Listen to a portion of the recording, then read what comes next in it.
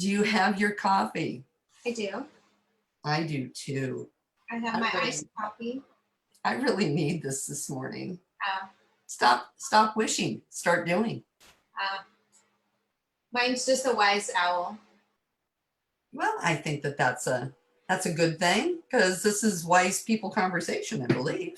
But it's only for me to know that because it's this way. Well then. Let's see if I can find where we are. Let's go. Let's go. Sorry if you're out there and you're getting dead air. Oh, no, there we are. We're there. We're there. My computer's a little buggy today, everybody. So just bear with us. We're gonna let's go. Sorry if you're out there and you're getting dead air. Oh, hey, now I know how long the delay is.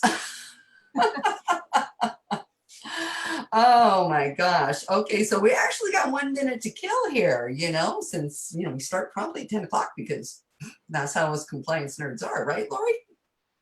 We make the best effort. Our intent was to start at 10. And look at us, we're actually here early only by the grace of the computer gods and God himself. It worked out this week. Barely, again, I swear, I got to sell some more property so I can get a new computer. Happy Monday to you. Happy Monday to you too. Monday. Cheers, everybody, raise up your coffee mug. Cheers to us. And cheers to new forms that just hit. Yes, literally like 5 minutes ago they hit. So, all of you folks that are here joining us, you are going to be in the know. You are going to be that sharpest knife in the drawer that I talked about this morning. So do we want to talk about common sense or new stuff? Maybe we should talk about the new stuff first and how common sense will come into play with that. Okay. So what you got? We do have some new forms. So I got word late Friday while I was on that meeting that I mentioned in one of our threads, and learned that all of the PED forms were going to be updated. Not all of them were going to change, but the beauty of the update is they all have the same release date now. Hallelujah! Yay! Cheers to that. Woo-hoo. So you better not be a screwball for the coffee, right? No, this is iced coffee. I reserved that for after 5. So all of the forms are now dated July 13th. So it's going to be easier to know that you're using the correct form, that you're receiving the correct form. So thank goodness for that. So then I got word of that midday Friday. Late Friday, literally like 5-ish, I got the email that here are the samples of what's going to be posted on Monday. And as much of a compliance nerd as I am, I just really didn't want to deal with PEDS and open houses over the weekend. So I'm sorry, my friends. Somebody else got to deal with that over the weekend. I really did not want to deal with it. I did not want to hear the words open house or PED form all weekend long. And so I've not gone through and verified all of the changes.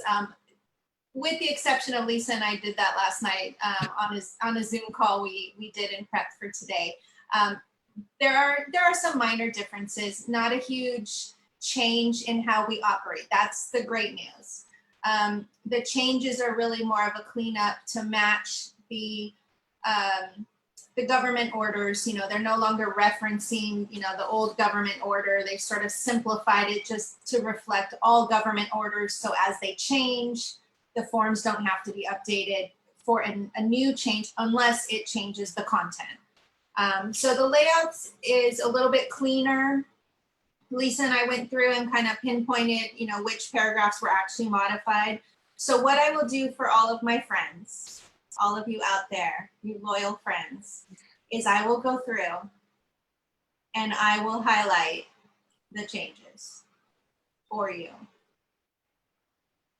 Because that's what I would do for my broker clients that I consult with. So I will do it for everybody because I'm that kind of person. She is that kind You're welcome.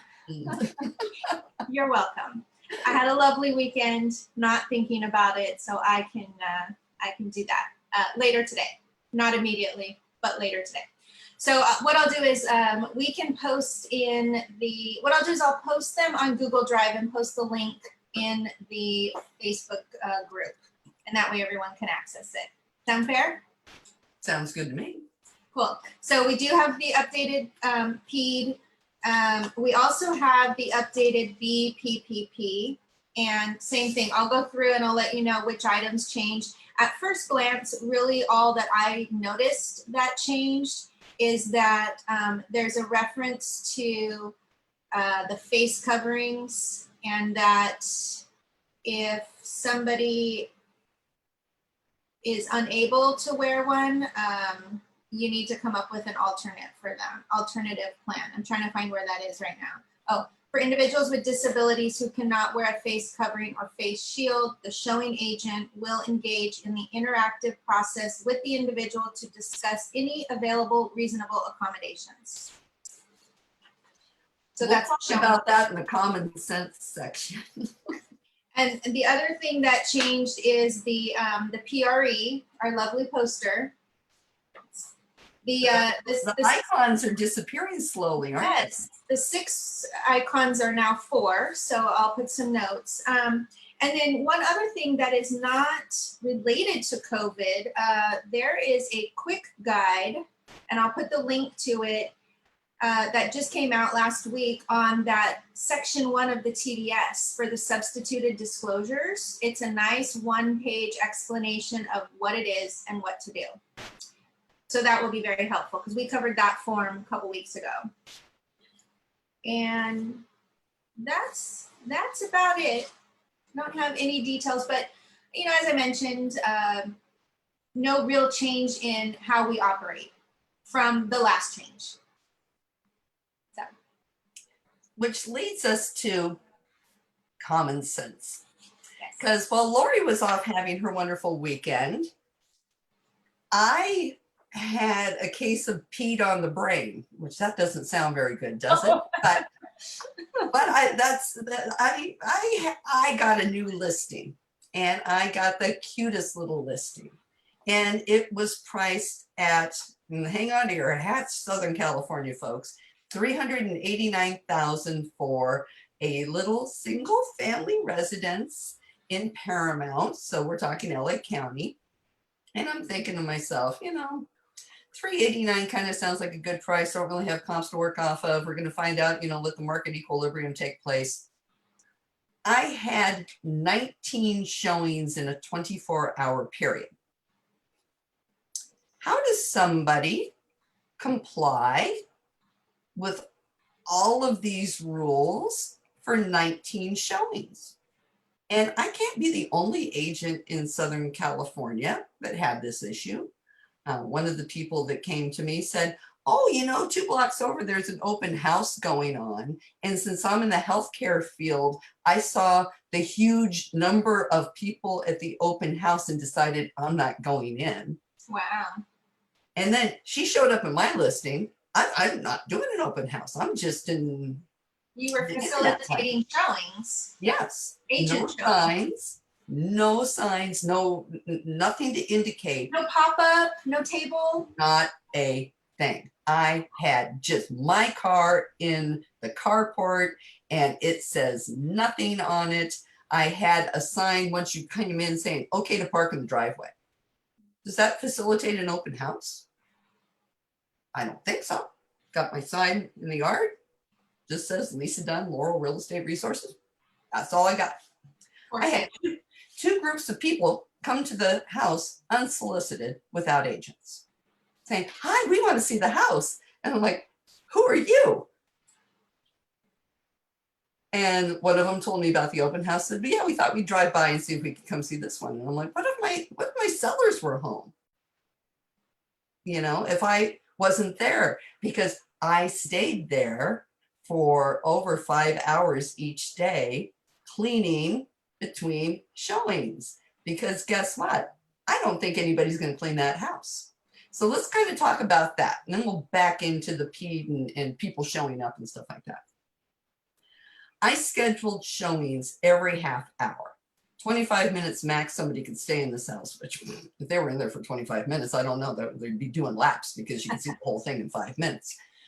So I had my Lysol wipes, I had my can of Lysol, I've got mask, I've got gloves, I've got signs on tables, I've got all kinds of things. I stayed there so the house would be clean. But what do the rules say now? That the showing agent is responsible to clean.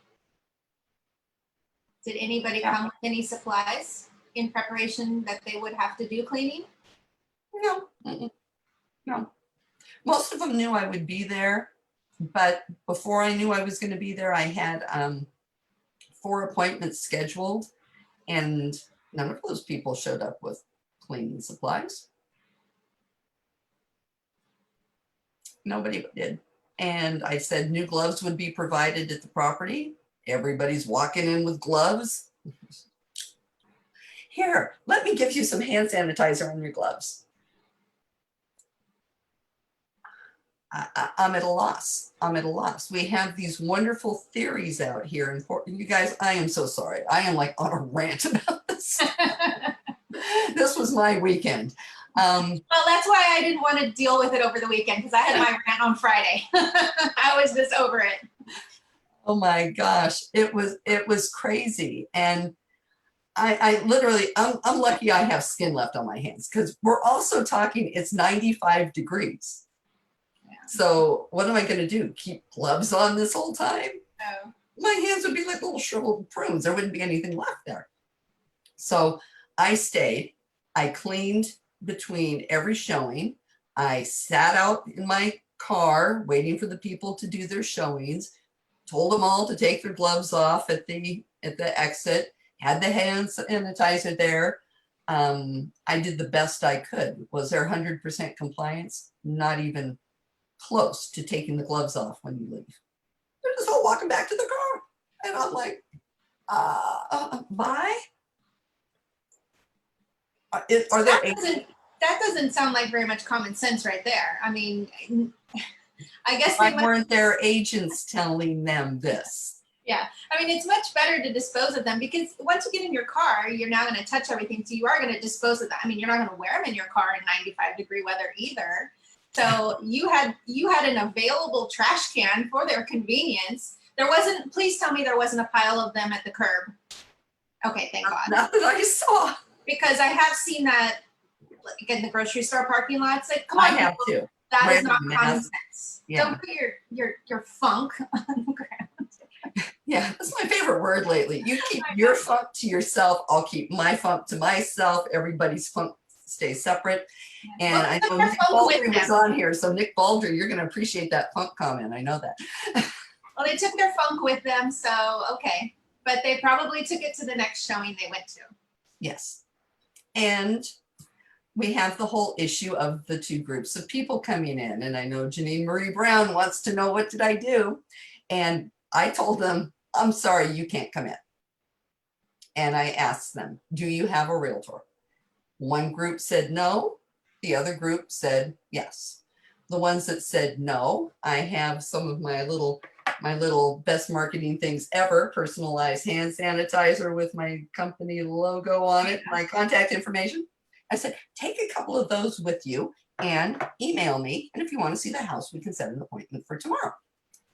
The other group didn't have, or their agent was wherever their agent is while this person is actively home shopping. And I said, you tell your agent that I need to have a PED form. He'll know what that means. And I need to have that, and then we can set an appointment. So he did. It was kind of last minute. And they showed up. She's bribing me with food for her to get the house because we have a ton of offers coming in. That'll be my next rant. And she did show that, I showed her the house myself, and it went well. But the other problem was this, is the people that were on the PED form were not the people that showed up. It was supposed to be her and her husband. And it was her and her daughter. but she goes by Jessie, and the name was Maria, and there was Emmanuel, and I don't know if Manuel's the daughter's name, because who am I to guess what, you want to do masculine, feminine, then hey, that's all good. It's kind of like Jordan. What's a Jordan or a Tyler? And Jesse is a neutral name too. So I don't know who's who. You weren't checking ID at the door, right? Because that's not on our requirements. So Yeah. And this kind of equates us to, like, if you're at a retail store and you must wear a mask before you can enter the store. My son was telling me he went to Petco, big sign out in front, and must have a mask. So he's in there with his mask. All the people are in there with their mask. One guy's walking around without a mask on, and he's not following the social distancing.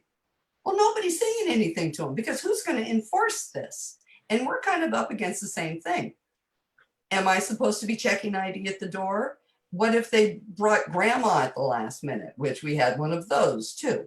I don't know who's who in the group, and now I've got an added person. Or maybe the agent, which this was really bad, the agent didn't sign the form. Now, I've got them coming in all fast and furious because I've got 19 showings. And I've got them coming in every half hour, and I'm taking the appointments as they're coming in. And I'm, telling them you got to do this.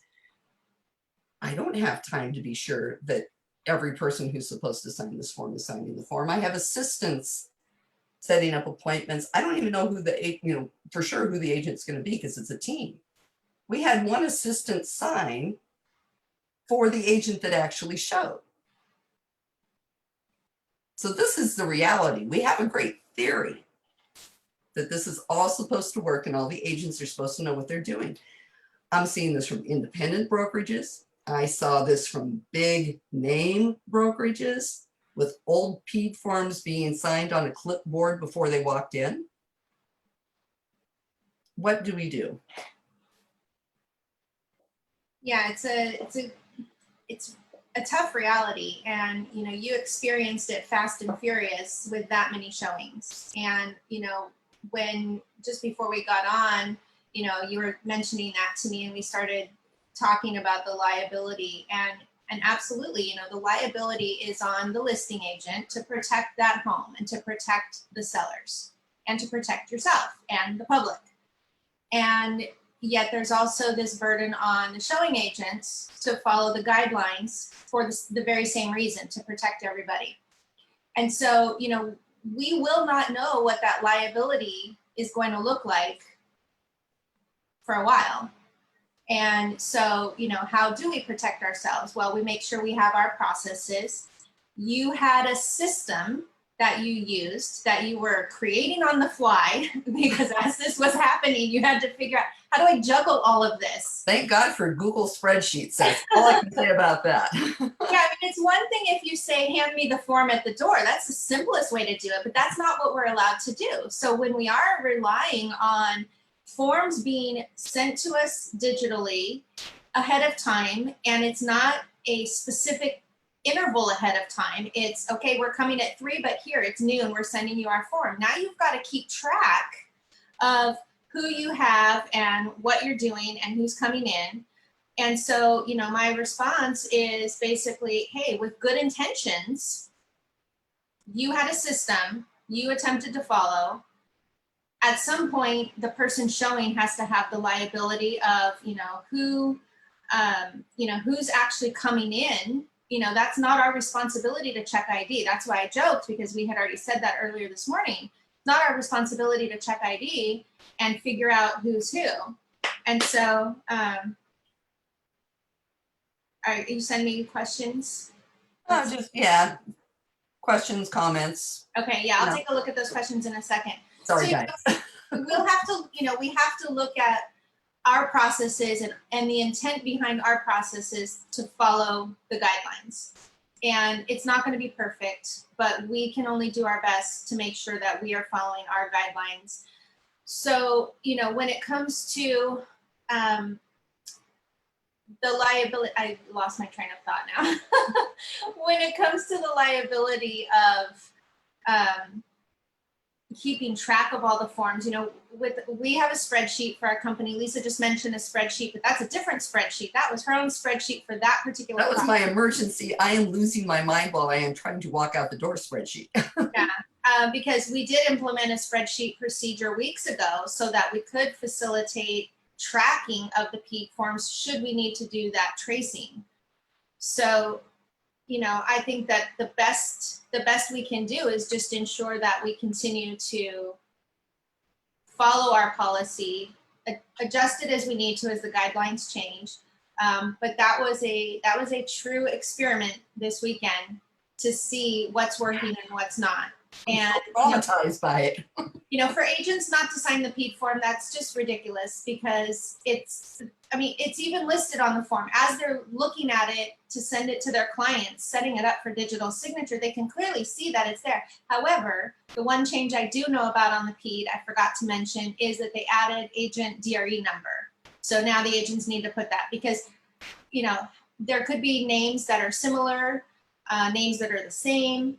And now we'll know which agent it is. It just will help facilitate the tracking. So let me look at the questions you sent me because I'm not looking at the Facebook right now. Yeah. Oh no. The way it works, guys, I see Facebook. Lori can see it. Maybe you can see it. I don't know. But well, I can, but there's a delay, and so that's just distracting for me. Yes, so Danielle Corliss, our wonderful president of OCAR this year, has the question: are you recommending that agents sign the PED? Yes, agents are required to sign the PED. You're required to sign it every time you enter a property. So Lisa had to sign it when she went on a listing appointment. She signed it when she came back to do some follow-up. She signed it Saturday in preparation for appointments. She signed it Sunday in preparation for appointments. If she goes today, she's going to sign another one. I'm not going today. No. And then let's see. Okay, so Janine Marie Brown, I'm thinking of adapting my own rules right now. Only people that will be on loan should be looking and on PED. It's going to be unpopular, but oh well. You're welcome to do that. You know, I mean, you can establish that. You might even want to include that in your listing agreement. That way it's coming from the seller and you can more easily point to, well, this is what my seller wants. So it would be worthwhile to have that conversation with the seller. And just like we have the ability to say, do you want them to have looked at the property online first? Do you want them to have watched the virtual tour?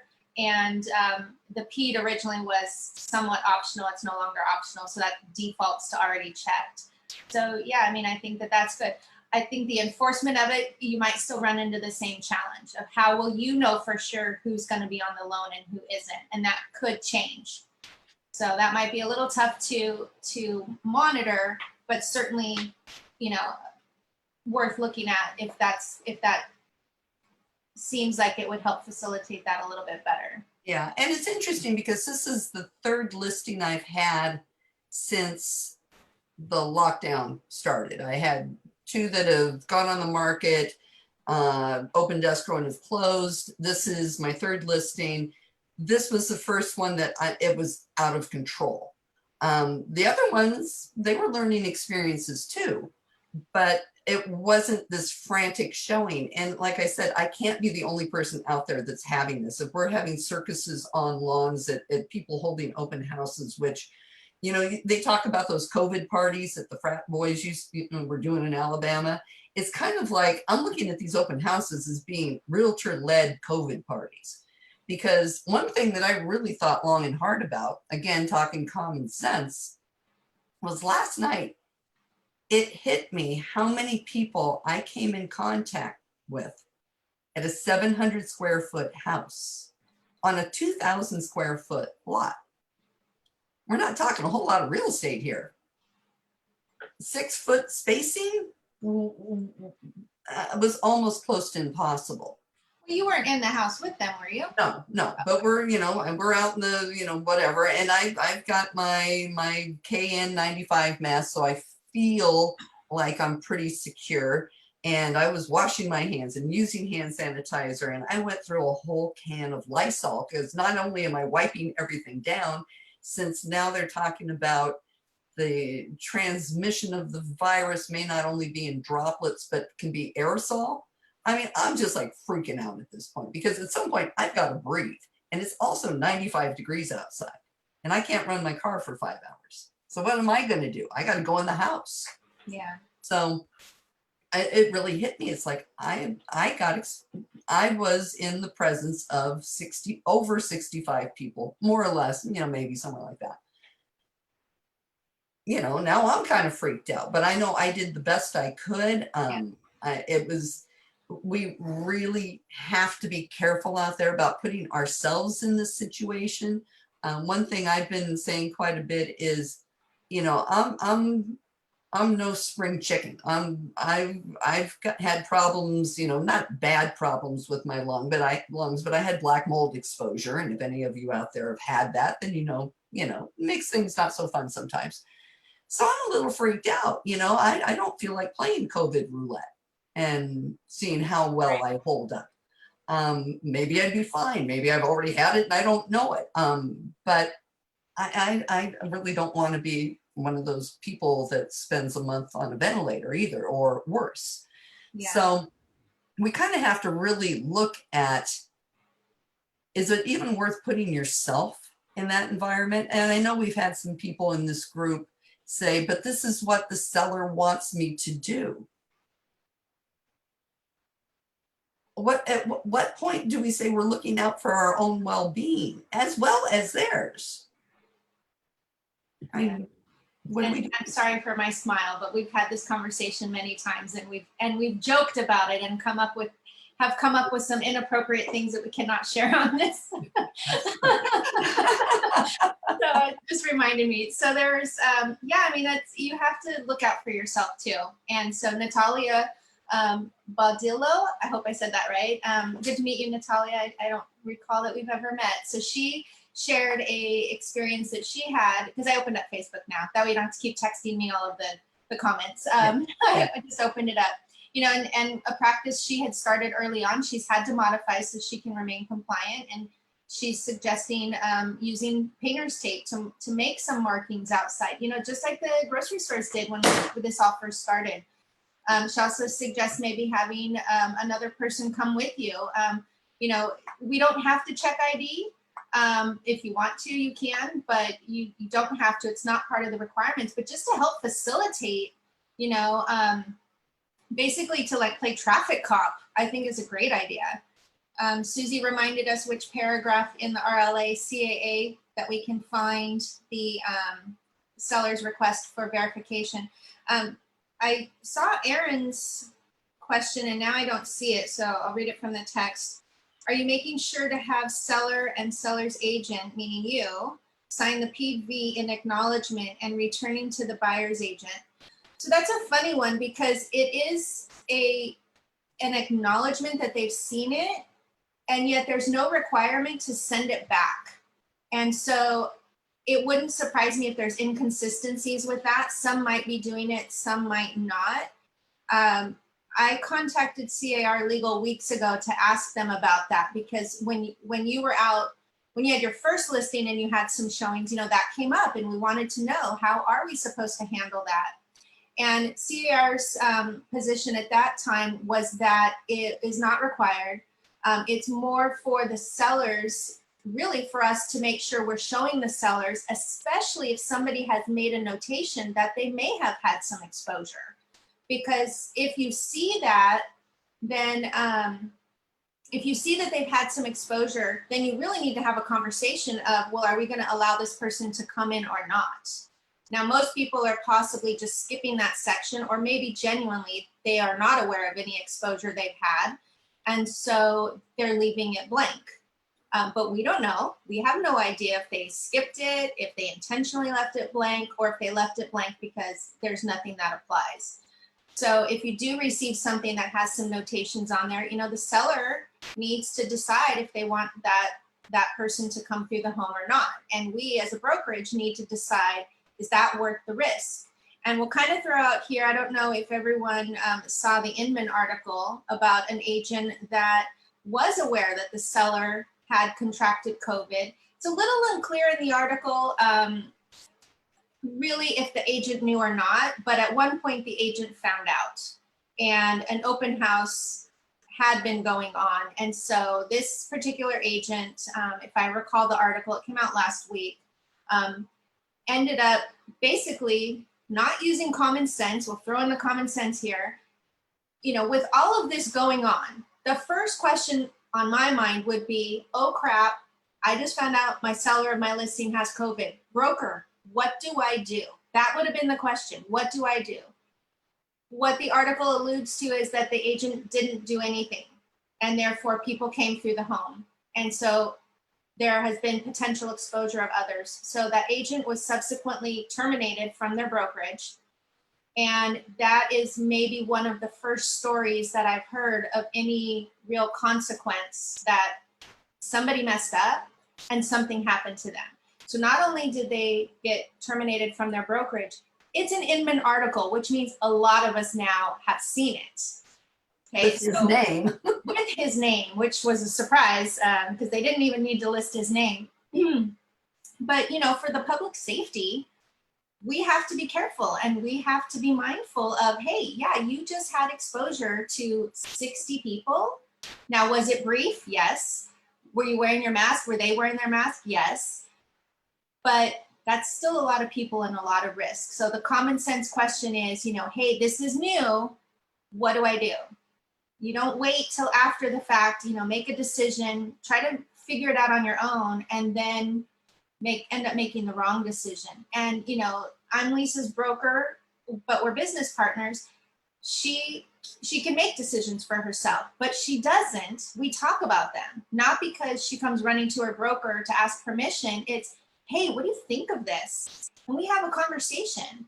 And so you need to be going to your broker or somebody that you trust to give you advice and talk through the situation. And even when you call CAR Legal, they don't immediately have a canned answer. They ask you questions. They need to understand what the circumstances are to guide you properly. And so have a conversation with people. Don't make these decisions alone, because in the example of that guy, I mean, he's actually with another brokerage right now, which surprised the heck out of me.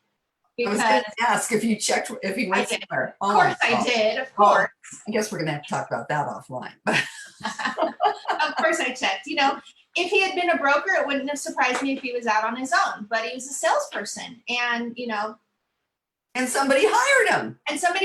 Now, I was talking about this with a friend, and she's an office manager, and she's very reasonable, and she always looks for the positive. And she said, you know what, maybe he messed up and he learned from it. You know, I hope he did.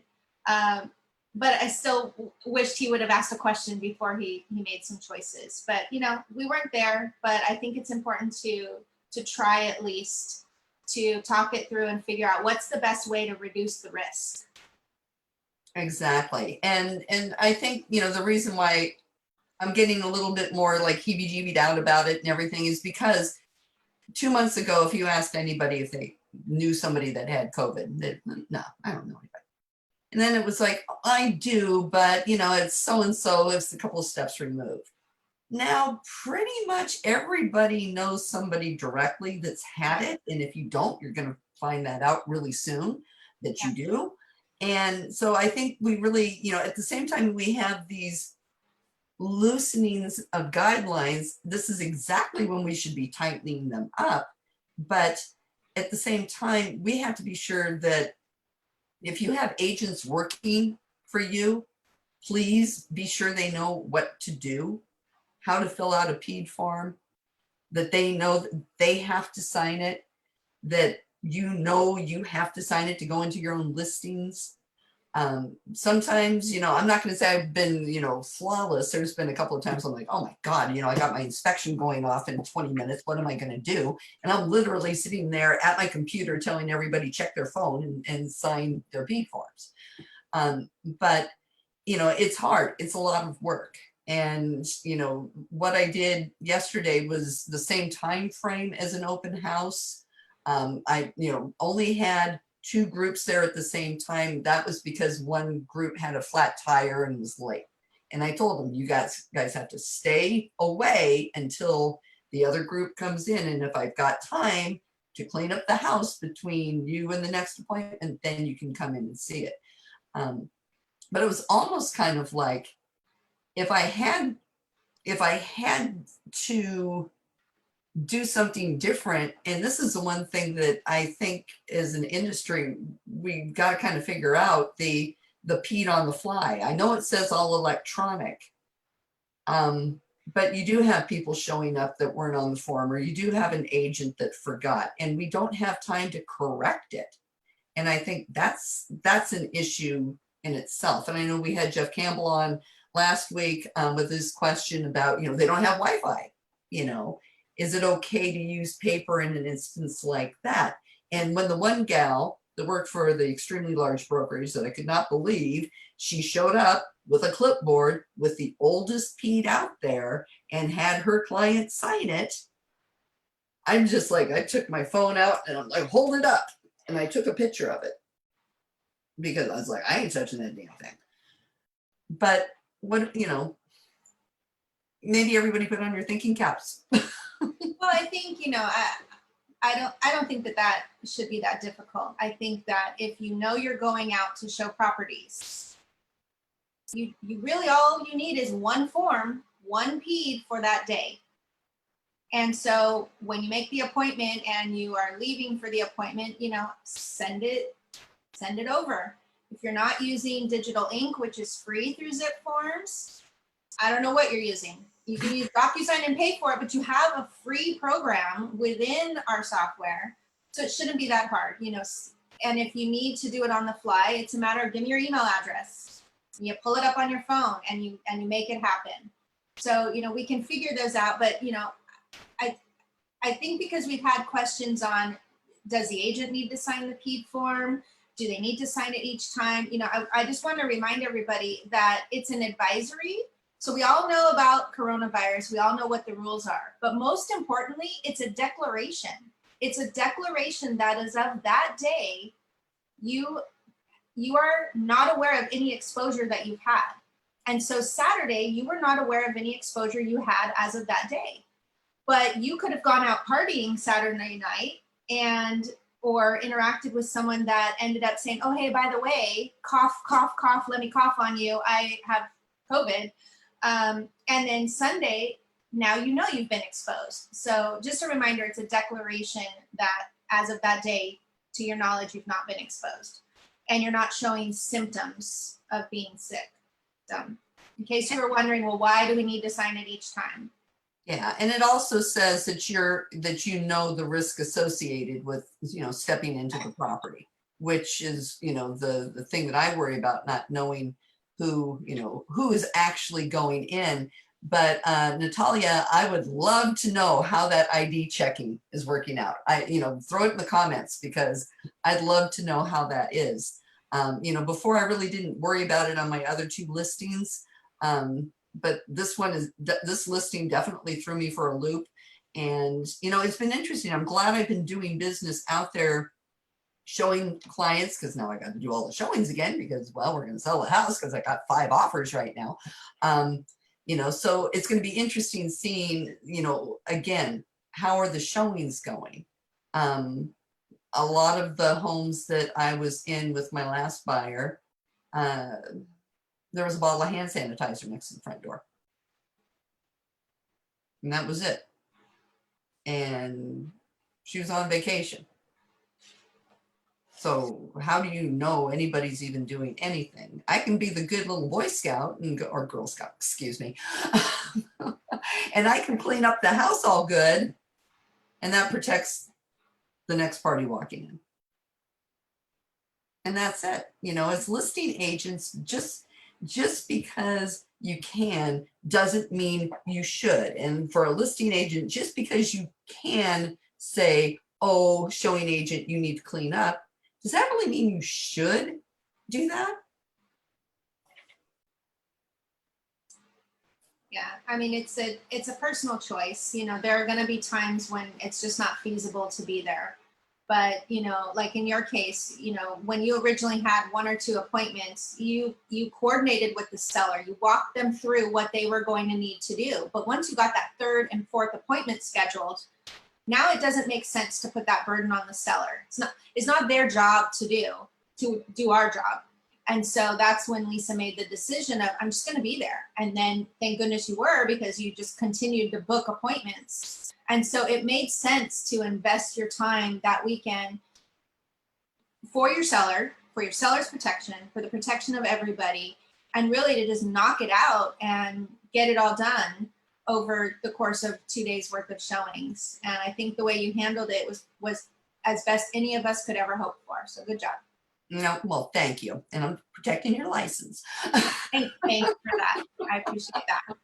But it is really interesting, and that's where the common sense comes into play. Is, you know, this was the first time I ever did the coming soon too, which was interesting because I was getting the showing request before it went live. And something else I found out, for those of you that haven't done a coming soon, it is darn Zillow, let me tell them to go away. Decline. The coming soon, you put in a date that it's going to go live. And for some goofy reason, I thought I had control of that.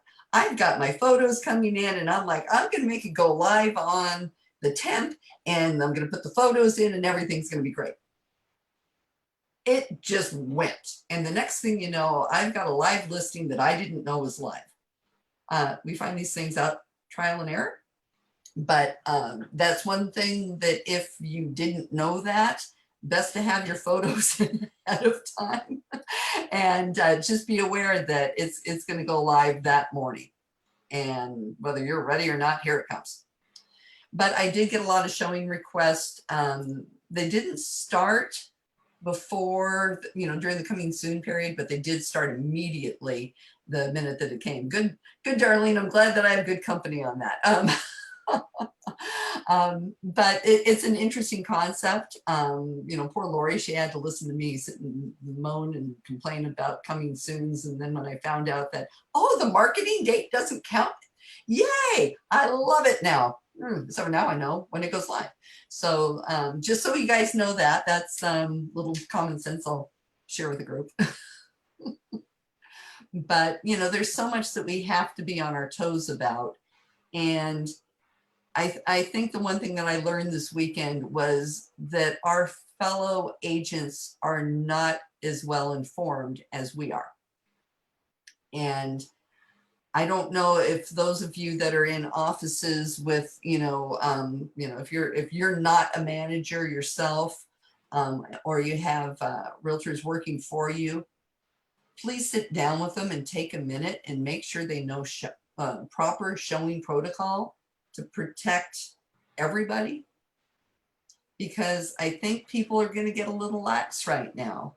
And, you know, I tried to really stay on it all day long yesterday, even though I was burnt out. You know, I mean, I came home and Lori was lucky I was even awake for the phone call, because I was pretty mentally fried. And, you know, it takes a lot out of you. But if I didn't know the proper procedure, who knows what could have happened? It could have been the COVID party going on a couple of blocks away. Yeah. And it's an important note that the office best practices requirement, the prevention plan requirement rather, was also updated from CAR. So if you have an office, we have an office. So I use the CAR sample prevention plan, which follows very specifically with the OSHA guidelines. And that has also been updated. And so I do have a red line version of that I'll share in that same file link. But if you've already created it, you do need to go in and update. So that'll be my homework this week, to go in and update it for our office and then deliver it to our office. We're not actually going in our office. You know, we're not open, and we don't have office staff. So we're not, you know, a traditional office that's open. You have to really be looking for us. That's the only way to get. Yeah, I mean, we come and go as we need to be there. Lisa's usually there the most, and she's not there right now. So, you know, we're not worried about it. But, you know, I'm in some other groups, and they do have larger offices where they have office staff. And so some people are putting the prevention plan right at the front desk.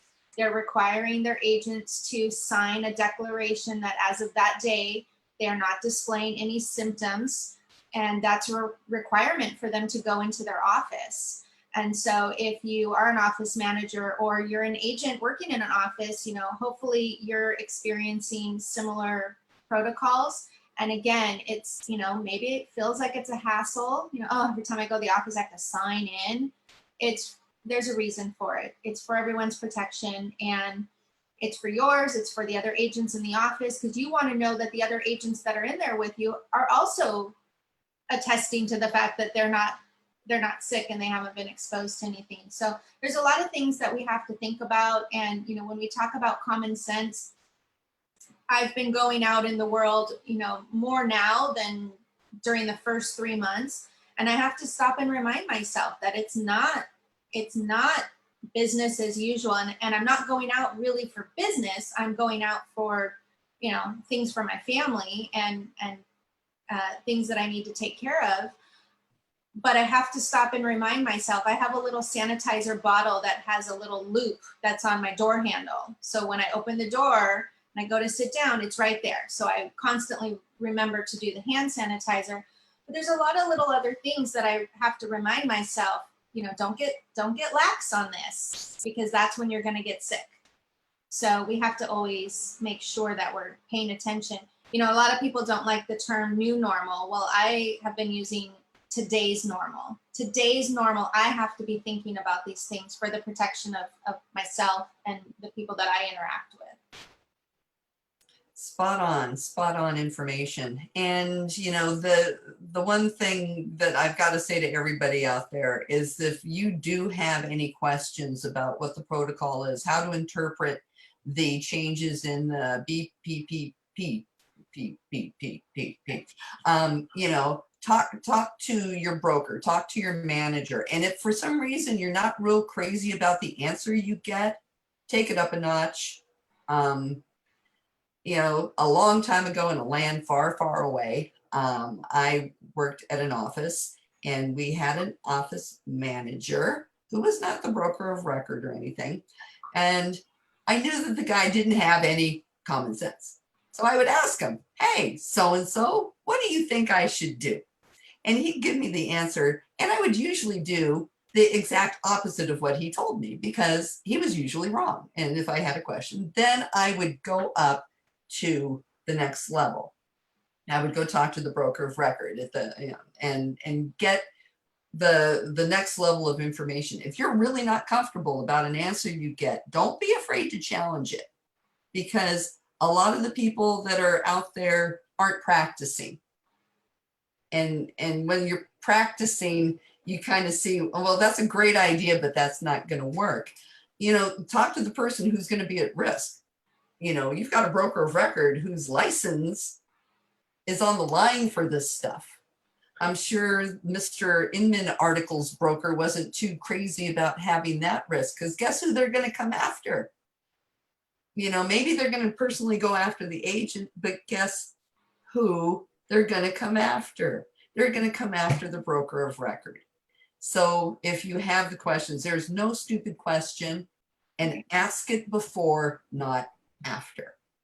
And if you have to kind of, work on things on the fly, like, this whole 19 showings, and I'm turning them down right and left today. I put the house on hold. I said, I've had enough. My clients had enough.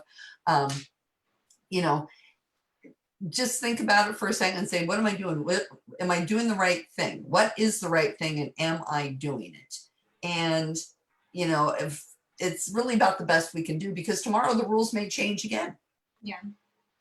They may change, and they're also subject to interpretation. So I agree, talk to your broker, talk to someone that you trust. If you don't like the answer, talk to more people, but be sure. And I'd like to think that in this group, we've got all the compliance nerds, the ones that do it right. I know that. I mean, there are a lot of people that I've not invited to this group who need this group, but they're going to be the ones who are trying to figure out how to do it wrong, or do it, within the way that they want to do it. And there's a lot of people that will ask multiple people for answers until they hear the one that they like. And so don't do that. But, listen for understanding. And that's why I took a second, to go back to the PED and explain, okay, well, it's this, but it's also this, it's the declaration. Because I'm a big believer that when you understand it, then you start thinking differently. In the beginning, it's just, it's, extra forms.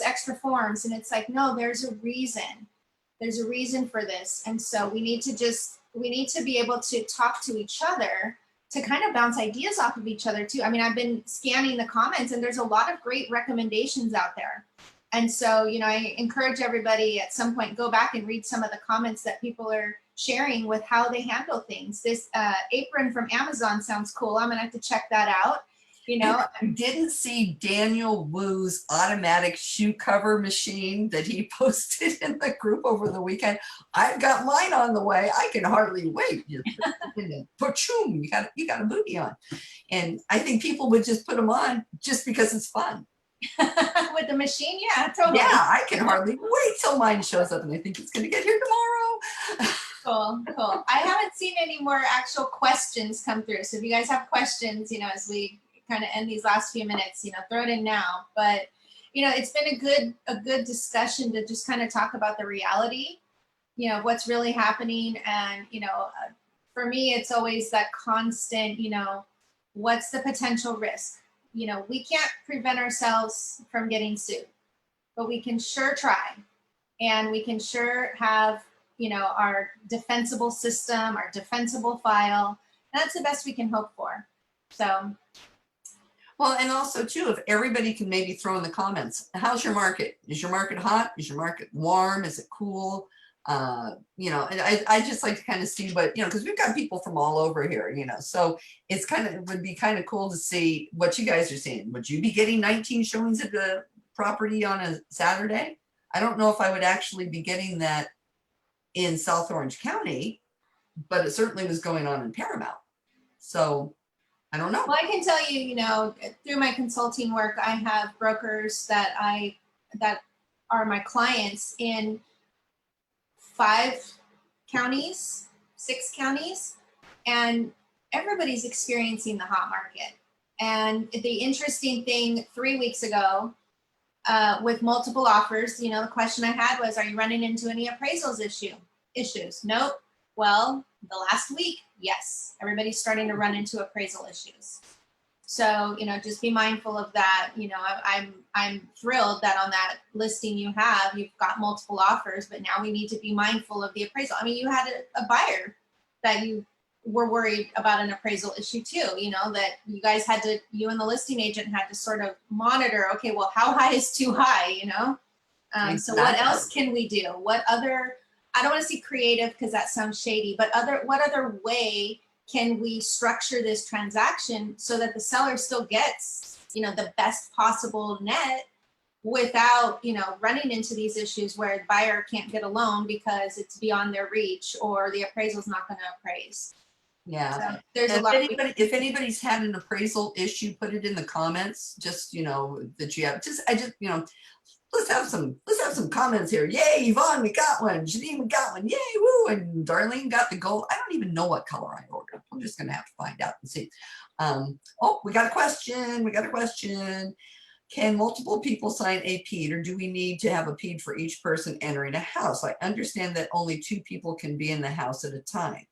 Well, that's probably the reason why we have 3 signature lines on the PEAD form. And they're going to assume it's buyer 1, buyer 2, agent. Mm-hmm. And sometimes you're going to have more. My client had 2 kids that were going to come live with her. And so she wanted to show them the house. Well, of course, the son had to bring his girlfriend because, well, by de facto, she's probably going to be in there 90% of the time anyhow. And then, of course, our mutual friend that brought us together, she's like, I need to see the house because, well, we know the mutual friend. She's responsible for all of these wonderful plants in our lives. And so she had to go in there and make sure that everything was good. And I'm like, how many people do I got coming in this house at the same time? So yeah, I think I ended up with 2 PEADs. One party backed out at the last minute. I was like, thank God Almighty. And everybody was in a separate part of the home, and I just stood in the backyard. So yeah, it's designed to have 2 people sign plus the agent. I mean, technically, you could have a 3rd person sign on there. The way it's drafted, you could have a 3rd buyer sign there, but it's really supposed to be 2 buying party. You know, the buying party consists of 2 people plus the agent. So if you do have multiple people, you can put 2 on a form. So use a second or third form if you need to, but you definitely want to limit the number of people in the house at the time, especially if you can't social distance. And even if you can, you know, personally, I would recommend 2 at a time, because you never know if OSHA is going to show up, and if they're going to be strict on 2 people, you don't want to be caught with 4 in there, even though they're on opposite ends of the house. So, Or what if they're all members of the same household?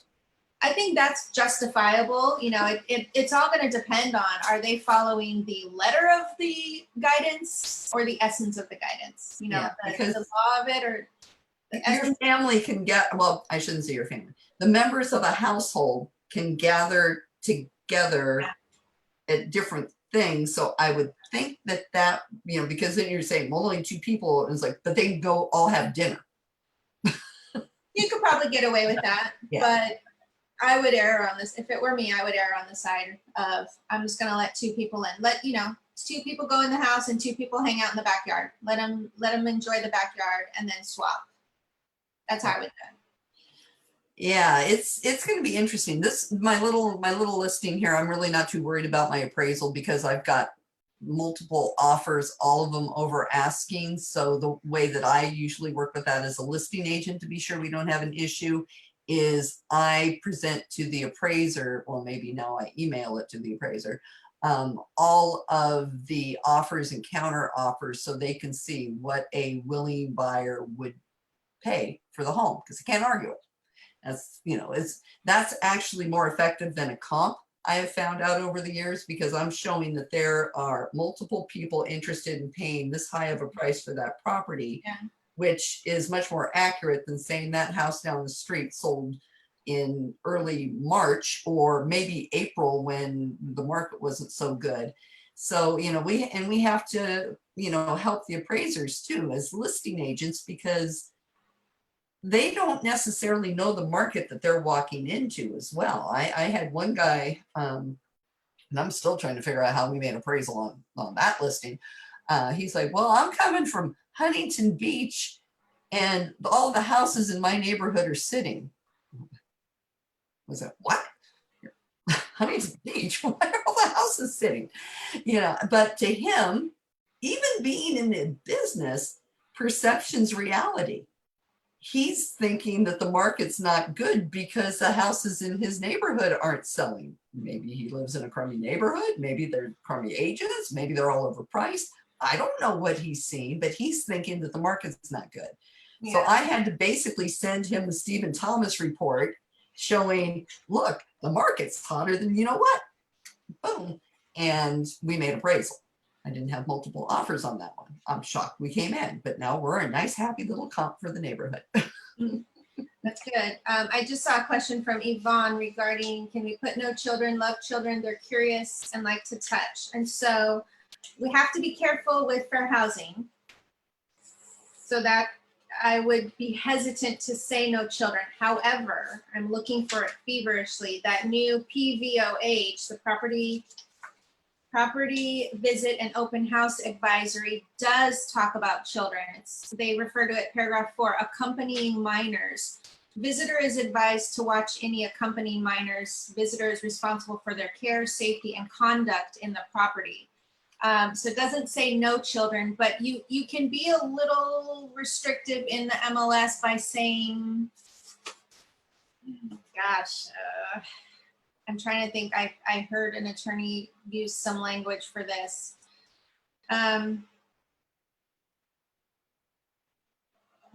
Let me get back to you on that, because I'm worried about a fair housing violation with saying no children.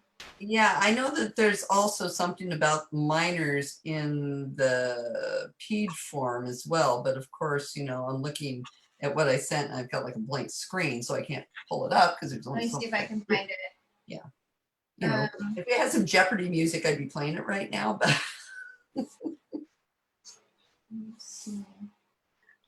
yeah, because it specifically states something about okay, paragraph 8 on the new PED. Keep in mind the paragraph numbers shifted a little bit on the new PED. It says the new paragraph 8, accompanying minors. Adult signers acknowledge and agree that all property entrant rules, signer acknowledgements, and signer representations apply equally to any accompanying minors as they do to signer. Signer is responsible for their care, safety, and conduct in the property. Any accompanying minors shall be identified in paragraph 9. So that's the paragraph where you put your exception. So now you list your children's names there.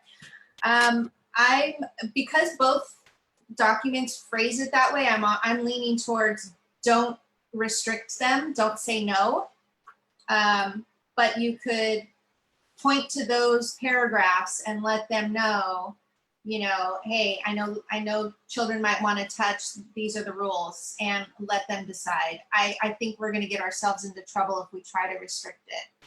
As much as I completely understand the request and agree with it, I know early on, and that's why I'm struggling to remember, early on there was conversation about really limiting the showings at all. And if you needed to, then it would be the two, the however many that are going on the loan that are actually purchasing,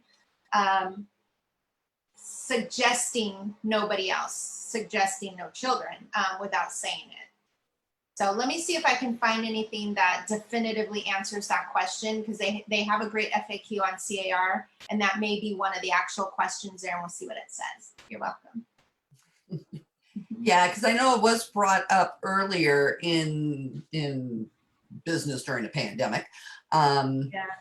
And let's see. Oh, Susie said, I was told a parent that signed PDV can bring listed minor children, however, still only 2 visitors at a time. And Darlene, the guidance was updated July 2nd, I believe. They may have a new guidance out. Do they have a new FAQ? I don't know if there's a new FAQ. I think she's talking about the OSHA document, which would be the July 2nd. Yeah, if it's the 7.2 version, it's current. We'll click through and answer after we're done. We'll click through. Okay. So, yeah, I think it's going to be interesting because, and honestly, nobody's putting the kids' names in the paragraph either. And, hopefully we've got some good folks at CAR on here still. I saw some names popping up that I was quite happy and quite honored to see popping up here. So maybe some of this can be taken under consideration as to what can we do to be sure that everybody is protected on paperwork the best we can, and sometimes on the fly, because I think that's our sticking point is, okay, we try to do everything up front right, and then they get to the door and it ain't what we thought it was going to be. Yeah. And this could be the buyer that wants to buy your client's house, and you say, I don't want to let you in. There's certain things that we've really got to work on. And again, it's the common sense aspect of things. But if, we can spread the word, if you know agents that could benefit from this information, that aren't going to do like those agents that Lori knows that are trying to find a workaround. But, agents that maybe, that are newer, or maybe, that they're not, getting it, have them join the group. What's the worst thing that can happen? They're going to try to sell something and I'll block their post because, well, we don't allow people to sell things here. But, anyhow, and while we're here, I will say that there's, I'm the admin for the group. I'm the one who hits approve whenever people want to post things. And I love it if people post things. Boy, does it help, because we want content. We want up to the minute content. So please post whatever you would like to. Just, we know Inman put the guy's name out, the bad boy on Inman. I'm not Inman. I don't have the coverage in case somebody comes after me saying you put my name in a group. So if you're going to post something, keep the names out, please. We can learn from the story, but I don't want to have somebody come and say you posted my name or a picture of my sign with my name on it. Give us the story, give us the facts, give us the information, leave out company names, leave out the individuals' names. That would be great. And also too, if you're trying to sell a property, this is not a place to say, hey, coming soon, whatever, blah, blah, blah. We've got plenty of marketing groups with, out there all over the state, I'm sure through the associations. If somebody's trying to sell a property, somebody's trying to do something like that, I'm going to decline your post. And you're not going to get a reason why. I'm just going to decline it. Same thing with the signs and the names. If there's names in that article of somebody doing the wrong thing, I'm just going to decline it. But please send stuff into the page. I really would appreciate it. And I'll post it as soon as I see it. Sometimes I'm just a little busy, I got like people trying to buy houses. Yeah, it's a great place for us to share information, and it's not a sales place. It's not a place to call people out. We I jokingly said last week we're the real estate police, but I'm not actually the real estate police, and I don't want to go after people. I'm not going to go after people. I'll notify their broker, but I'm not going to do anything beyond that. And there's a lot of information out there that we can all learn from. So please post, because you don't want to just hear from Lisa and me. No. Even though we have these sparkling personalities, but but no, we appreciate number one, we appreciate all of you guys tuning in. We really, we get nice feedback, and Lori and I are both very happy that we're able to contribute and help out there. Darlene does say, is there a link to the list of the new docs? She's not finding it. There's not a link to it because they didn't do it through the COVID site, but it's in the COVID library on Zip Forms. At 9:30 it wasn't there, and at 5 minutes to 10 they were there, so they're live. But I will post a link shortly. I'll create a Google Drive folder and post it there. I'll check out to see if I have access in the Facebook files tab to post things there, and we'll list all of the COVID forms. Just know that all of the COVID forms have all been updated to reflect the updated date, July 13th. Perfect. So you've got to refresh all of your forms no matter what, so that you have the most current, even if the form really didn't change otherwise. Perfect. Okay, kids, we ran about 5 minutes over, but it's so nice to spend time with you all and share your stories. Share your stories so we can learn from each other. And Natalia, I would love to hear more about you and the IDs and all of that crazy stuff. And I'm going to go get an apron like Janine. Yeah. Okay. On that note, we'll see y'all next week. Have a wonderful week. And if you have any ideas for stuff for us to cover too, we'd love it. Okay. Take care, everybody. Bye. Be safe.